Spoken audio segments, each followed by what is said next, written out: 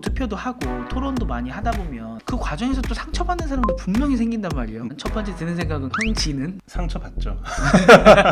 이런 걸 몰라주는구나 부터 시작해서 알았지만 뼈 아프다, 티도 못 내고 우리가 더 진화할 수 있는지, 진화를 왜 해야 되는지, 더 잘하기 위해서 무엇을 해야 되는지를 고민하는 조직도 있어요. 차이가 엄청나게 크죠. 올해 목표를 써서 내라 해서 얘기를 한단 말이에요. 당연히 이룰 수 있는 것만 쓰지 않겠습니까? OKR 철학상 가이드라인처럼 이야기하는 것이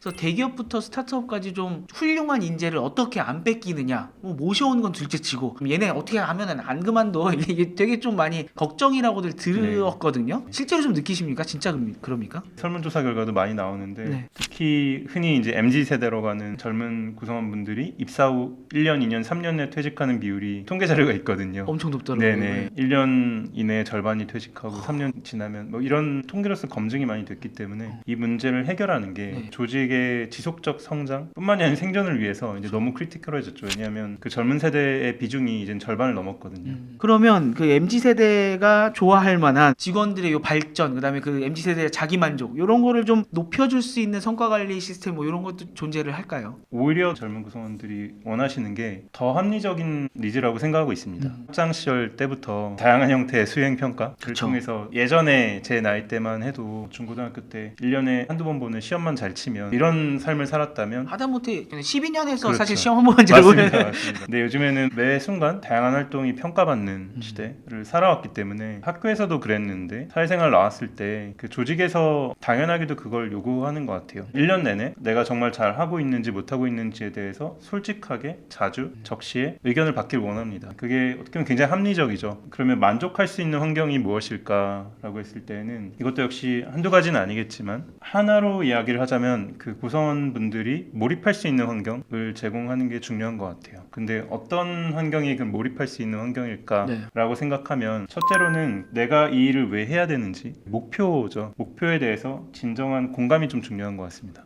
목표를 세울 때부터 참여하고 이걸 왜 해야 되는지 굉장히 자세한 설명 및 소통이 필요하다고 생각하고 있고요. 두 번째는 이제 평소에 내가 잘하고 있어 못하고 있어 어떤 점이 더 발전했으면 좋겠어 이런 피드백이나 아니면 정말 잘한 점에 대해서는 칭찬이나 인정 이런 것들이 수시로 오고 가는 게 굉장히 중요하고요. 오히려 젊은 구성원일수록 그런 게 평소에 없다가 평가 때 갑자기 뭔가가 날라오게 되면 이걸 왜 지금 와서 얘기하나요? 내가 그걸 메이크업할 수 있는 기회가 없었잖아요 라고 항의합니다. 이 때문에 평소에 그런 대화를 얼마나 나누는 게 굉장히 중요해지고 있고요. 공정한 평가, 그거에 기반한 보상의 의사결정 세 가지가 키라고 생각합니다. 제 경험에 있어서는 올해 목표를 써서 내라 이제 이런 식으로 회사에서 얘기를 한단 말이에요. 그래서 써서 내면 당연히 이룰 수 있는 것만 쓰지 않겠습니까? 소박하게. 네. 아니면은 대체 우리 회사에서 나한테 기대하는 게 뭘까? 정말 막 혼란스러워요. 네. 잘할 수 있는 좀 방법 같은 게 있어요? 그 적정선이 무엇인가는 결국은 가장 잘 아는 사람이 그 일을 담당하고 있는 구성원과 리더라고 생각을 하거든요. 그들 간의 대화를 통해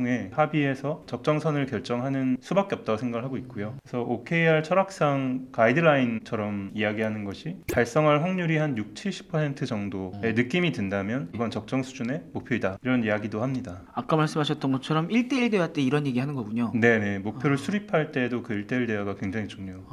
뭐 좋아해요? 이런 거 물어보는 게 아니라 같이 네네. 목표를 잡아 나가고 네. 중간에 수정도 같이 하고 네네. 요게 1대1 대화 때 하는 일이군요. 또 하나가 성장 같은 경우는요. 꼭 개인의 성장이 팀의 성장과 100% 일치하진 않잖아요. 근데 이 성장을 평가 시스템에 넣으려고 하면 이것도 정말 만만치 않은 일일 네. 것 같아요. 여기서도 혹시 노하우가 좀 있을까요? 노하우라기보다는 성장을 어떻게 바라볼 것인가가 좀 중요한 것 같은데요. 네. 조직장이나 리더 입장에서 내가 맡은 조직의 목표를 달성하는 방법이 사실 두 가지 중에 하나라고 생각합니다. 하나는 지금 현재 팀 구성원들의 성장을 통해서 더 큰 목표를 이루거나 아니면 그 목표를 달성하기 위해서 필요한 역량을 채용을 통해서 확보하거나 그리고 단기적으로는 채용을 통해서 더 빨리 달성할 수 있다고 생각할 수 있겠지만 장기적으로는 지속 가능한 방법으로서 구성원들의 성장을 통해서 달성할 거야. 이렇게 둘 간의 밸런스, 균형 있는 시각이 좀 중요하고요. 성장에 대해서는 좀 더 장기적인 시각으로 보는 게 중요하다고 생각하고 있습니다. 그래서 당장 이번 분기의 목표 달성을 생각을 하면 구성원의 성장의 가중치라는 거는 진짜 5%도 되기 힘들겠죠. 그쵸. 그렇지만 당장 우리가 달성하기 위해서 필요한 일들을 정의하는 것과 1년 후, 3년 후에 달성하기 위해서 우리가 갖춰야 될 역량, 그걸 위한 구성원들의 성장 계획을 세우는 것 둘 다 이제 균형 있게 잡아야 된다고 생각을 하고 이게 당연한 얘기지만 이걸 하지 않으면 구성원들이 그 조직에 몰입하고 남아있지 않기 때문에 이제 필수적인 활동이 된 것 같습니다. 잘못 한 분기 쪼았다가는 영원히 글을 잃어버릴 수도 있겠군요.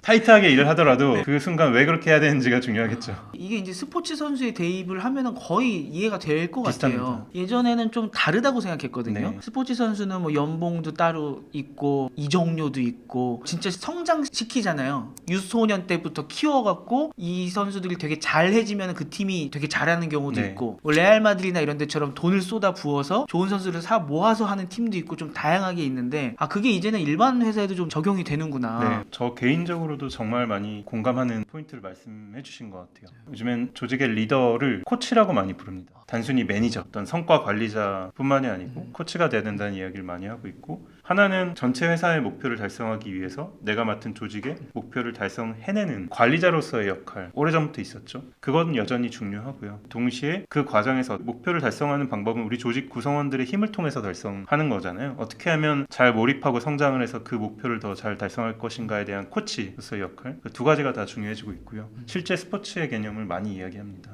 그래요? 경영에서도. 네, 니도 혼자 그냥 하라고 너가 성과도 내고 애들 코칭도 시켜 그러는 게 아니라 코칭을 시켜줄 수 있는 많은 도움을 좀 회사에서 줘야 되겠군요. 네, 맞습니다. 저는 농구를 좋아하는데 네네. 농구도 보면 코칭 스태프가 역할이 다양하게 있잖아요. 그쵸. 감독도 있고 헤드코치잖아요. 네. 그리고 공격에 대해서 코칭하는 사람 그쵸. 다 따로 있잖아요. 트레이너도 있고. 그런 것처럼 회사에서도 성과, 퍼포먼스를 내기 위해서 필요한 다양한 요소들이 있는데 각 요소를 담당해서 끌고 가는 리더들이 다양하게 생기고 있습니다. 전혀 좀 다른 종류의 역량이 필요해진 거잖아요. 실무를 정말 잘해서 뛰어난 실무자였기 때문에 리더가 됐는데 그렇죠. 팀 구성원들을 잘 코칭한다는 건 전혀 다른 다르죠. 역할과 역량이기 때문에 그런 스킬셋을 새로 익혀야 되는 거죠. 근데 그게 이제 너무 중요해졌고 조직 전체 차원에서 리더들이 그걸 잘할 수 있게끔 다양한 형태로 도움을 많이 주고 있습니다.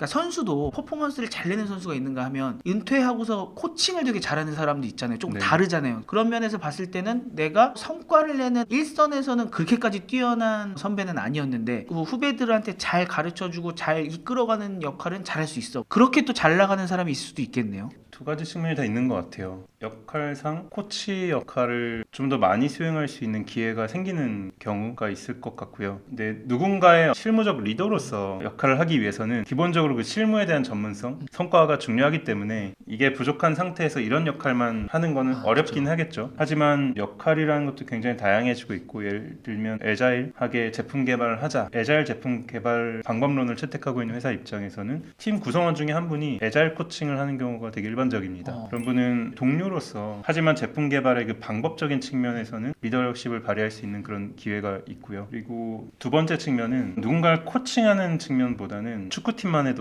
공격수가 있고 미드필더가 있고 윙이 있고 수비수가 있잖아요. 그게 다 개개인의 장점과 약점을 잘 판단해서 적재적소에 올바른 역할을 부여하는 것일 텐데 똑같습니다. 예전에는 그런 걸 고려하지 않고 그냥 던져놓고 채로 치듯이 하나의 기준으로 골 못 넣으면 무조건 이렇게 했다면, 이제는 한 명 한 명의 특성을 잘 고려해서 역할을 부여하는 것, 이게 정말 중요해졌고, 아까 OKR의 유형도 되게 다양하다는 게 그 시간당 생산성이라는 게 하나의 업무 유형이지만 그거에 잘 맞는 분이 또 있을 수 있잖아요. 그럼 그런 분이 그런 역할을 할 수 있게 역할을 부여해 드리되 그것만의 성과를 잘 측정해서 다른 어떤 종류의 역할만큼 잘 인정받을 수 있게 만드는 것도 중요하겠죠. 제가 좀 소문으로 듣기에는 레몬베이스는 이런 조직 문화, 성과 관리, 평가 시스템에 대해서 늘 협업해서 만들어 주셔야 되고 서비스에 적용을 해야 되기 때문에 안 경험해본 문화가 없다, 약간 이런 소문도 들었는데 사실입니까? 다 경험해봤다는 측면에서는 사실은 아닌 것 같고요. 다만 거의 모든 제도에 대한 고민을 해봤다, 좀 더 정확할 것 같아요. 그리고 이제 저희 팀의 성장 단계에 맞게 그 중에 우리한테 무엇이 맞을까를 나름 숙고해서 적용시키고 있습니다. 조직 문화라는 것도 소프트웨어 제품 개발하듯이 시도해보고 고치고 그걸 계속해서 반복하는 게 중요하다고 생각합니다. 왜냐면 해보기 전에는 우리와 잘 맞는지 아닌지를 알 수 없기 때문에 처음에 무언가에 대한 아이디어가 나왔을 때 이걸 왜 해야 되는지에 대해서 소통해서 구성원분들이 동의한다면 해보고 피드백을 받아서 고치고 이터레이션의 과정을 많이 밟아가려고 노력하고 있습니다. 그게 조직 문화에만 영향을 미치는 게 아니라 사실 서비스 발전에도 영향을 미치기 때문에 되게 중요하겠네요. 레몬베이스는 본질이 똑같다고 생각하고 있습니다. 이 시스템도 좀 자주 바꾸고 이러는 게 좀 더 건강한 조직 문화를 위해서 더 좋습니까? 아니면은 그래도 한번 정했으면 제대로 결과가 나올 때까지 좀 진득하게 보면서 천천히 좀 바꿔가는 게 좋습니까? 어느 쪽이 낫습니까?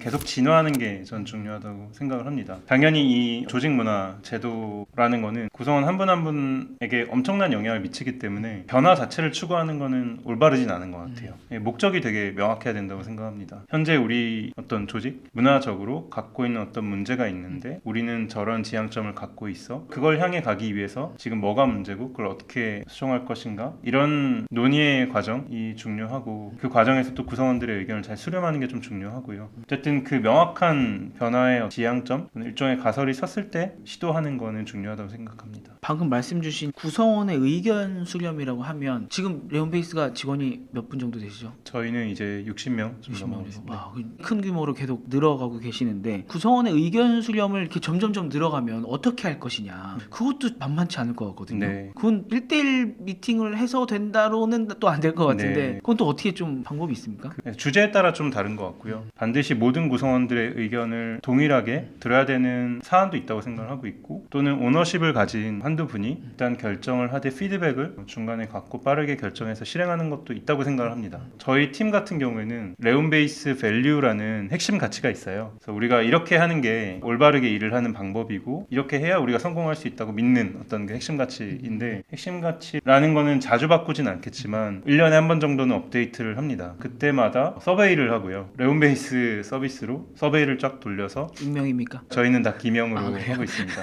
현재 우리 밸류가 잘 작동한다고 생각하시나요? 아닌가요? 아니라면 어떻게 개선이 돼야 될까요? 이런 서베이를 해요. 그래서 그 내용을 잘 종합해서 피드백 자체에 대해서 2-3시간씩 토론을 다 같이 합니다. 거기까지는 모두가 의견을 내고 참여를 하죠. 그 사안의 경우에는 모두가 합의하는 과정을 거치는 것보다는 더 효율적인 방법은, 예를 들면 팀의 리더인 제가 그 내용을 바탕으로 한번 고민을 해서 이렇게 그럼 업데이트를 해봅시다라고 제안을 드리는 게 더 효율적일 수 있겠죠. 네. 실제로 저희는 그렇게 했고, 그거에 대해서 또 한번 피드백을 주고받는 과정.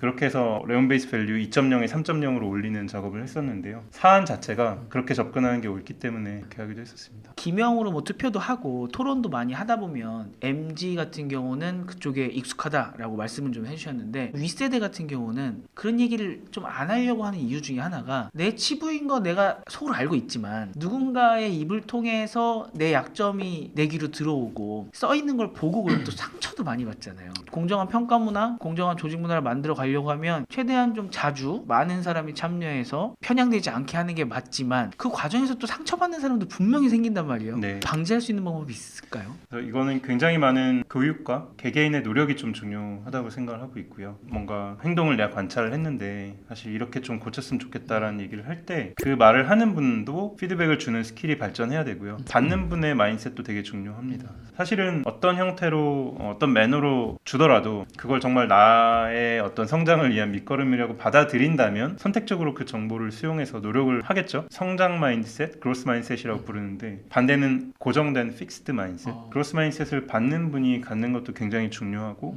일단 저 같은 경우는 만약에 이제 그런 이야기가 들어오면 첫 번째 드는 생각은 그걸 것 같아요. 흥지는 일단은 한 번은 거부 한번 치고, 그 다음에 이제 내가 진짜 잘못했나 이제 생각하다 보면, 잘못하다 보면 너무 막 심연으로 빠져서 저를 자책할 수도 있고, 네. 이거를 어떻게 마음을 다스려야 될지 안 해본 사람이 초반에 하려면 정말 연습 과정이라던가 맞습니다. 뭐 이런 것도 네. 좀 필요하겠네요. 네, 어떻게 그걸 대처하고 소화해야 되는지에 대한 지식도 필요하고, 실제 그 상황에서의 트레이닝도 많이 필요합니다. 책을 읽을 때도 좀 똑같습니다. 책을 사실 뭐 얼마나 많이 읽냐가 중요한 게 아니고, 한 권을 읽더라도 하나라도 내가 건지자라는 생각으로 책을 읽는 분들이 있고, 그게 아니면 저자를 보면서 뭘 안다고 맞아요.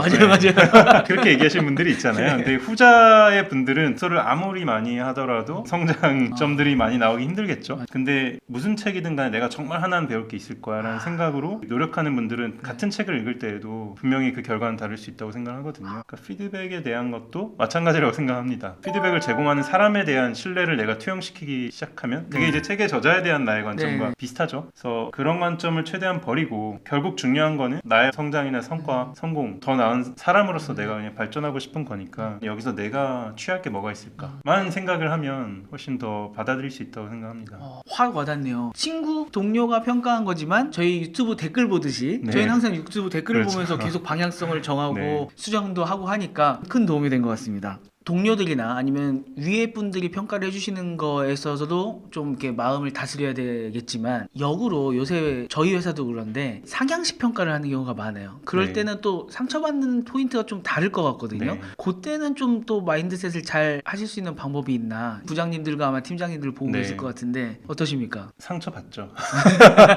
상처를 어떻게 보면 그 누구보다 많이 받을 수 있다고 전 네. 생각합니다. 이제 인식의 차이, 나는 이러이런 걸 생각해서 이렇게 했는데 이런 걸 몰라주는구나 부터 시작해서 알았지만 뼈 아프다, 또 티도 못 내고. 하지만 그걸 어떻게 이제 좀 완화시키고 극복할 수 있을까는 개인적 차원도 있고 조직적 차원도 전 있는 것 같아요. 사실 개인적 차원에서는 개인의 어떤 그로스 마인셋에 기반해서 받아들이는 것만이 그걸 긍정적으로 소화해서 더 발전하는 데 있어서는 가장 좋은 방법이 아닐까라는 생각은 갖고 있고요. 근데 좀 더 조직적인 차원에서는 폭넓은 어떤 맥락 세팅 및 교육 이런 게 좀 필요하다고 봅니다. 이거는 꼭 상향 평가뿐만이 아니고 동료 간에 아니면 하향 다 마찬가지긴 한데요. 상향에 대해서는 특히 놓치기 좀 쉬운 것 같아요. 그 조직 차원에서 왜 상향 평가 또는 상향 피드백이 필요한지에 대해서 우선은 평가자가 되는 구성원분들한테 설명을 잘 드려야 된다고 생각합니다. 평가뿐만이 아니고 성장을 위한 건강한 피드백으로 작동하기 기대합니다라는 맥락의 형성이 되는 것과 안 되는 것은 엄청난 차이가 있거든요. 그리고 사실 되게 스킬적인 부분이지만 피드백을 제공을 할 때에는 이러이러한 형태로 톤 앤 매너로 정확한 사실 또는 사례와 함께 전달해 주세요라는 이런 다양한 형태의 교육도 되게 중요하고요.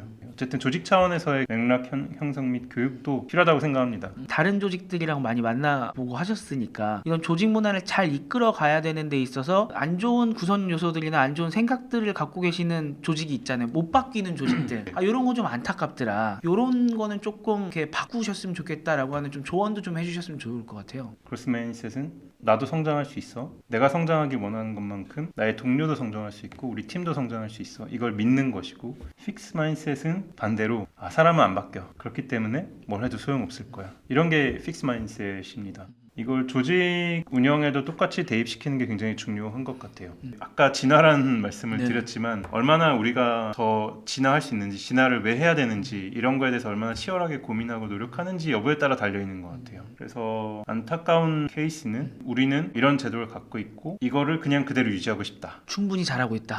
네, 그냥 이걸 더 효율적으로 하고 싶어. 이렇게만 접근하시는 경우가 좀 안타까운 것 같고요. 지금은 이렇게 하고 있는데 어떤 방향으로 더 가야 될지 고민이야. 잘 모르겠어일 수도 있고, 아니면 이런 방향으로 가고 싶은데 그게 올바른 방향인지, 그걸 더 잘하기 위해서 무엇을 해야 되는지를 고민하는 조직도 있어요. 근데 그 차이가 엄청나게 크죠. 그런 관점으로 열려있냐 안 열려있냐가 가장 큰 차이고, 아닌 경우가 제일 안타까운 것 같습니다. 오늘 레몬베이스의 권민석 대표님과 함께 공정한 평가는 가능한 걸까? 라는 아주 굉장히 기초적인 주제부터 시작을 해서 어떻게 하면은 성공적인 조직으로 이끌어갈 수 있을까? 점점 더 진화해가고 점점 더 발전해갈 수 있는 조직이 될 수 있을까라는 이야기를 좀 많이 해봤는데요. 오늘 제가 느낀 건 예전에는 항상 실리콘밸리만 보고 부러워하고 댓글도 사실 많이 달리는 게 우리는 죽어도 안 바뀌어 이런 댓글 많이 달리는데 대표님과 말씀을 나눠보니까 생각보다 우리나라의 많은 회사들이 계속적으로 노력을 하고 있고 진화의 단계에 다들 들어가 있구나. 네. 그다음에 구성원분들도 우리 회사가 무슨 노력을 하고 있는지 긍정적인 시각으로 또 바라봐 주셨으면 좋겠고, 또 만약에 전혀 아니라고 하면은 쓴소리도 당연히 해주셔야 될 것 같고,